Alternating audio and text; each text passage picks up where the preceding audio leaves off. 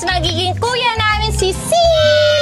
So tawag namin sa kanya is Kuya Sen. Sino muna? Ako una.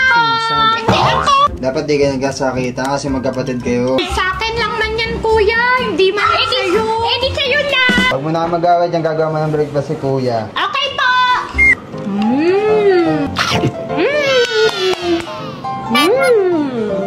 Kuya!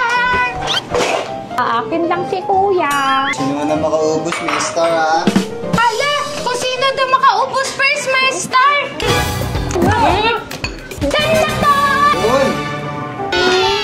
Kuya Sensen, hindi ka nakikinig sa mas nakakatanda sa kanya. Naligaw din na.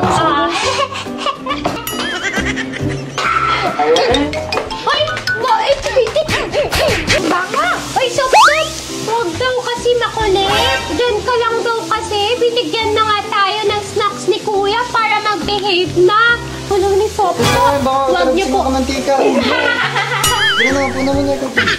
Kita ko ngayon sa labas kasi maglalaro daw sila ng toys na sasabi mo na. Gusto ko ako una. Ako man uno. Sige, ako una. Ako na naman. Kuya, may baka may aso dito. Hala. Kuya. Ano ka na? Sarap. Galing magluto ni Kuya Sensen na. Pwede na mag-asawa. Ano pwede mag-asawa? Hindi pwede. Dapat kuya lang natin siya. Di pa sa pwede mag-asawa. Pero may ate na din. Ako dapat mag-asawa niya. Aray! Ano nung naisip mo yun, no? Aray ko!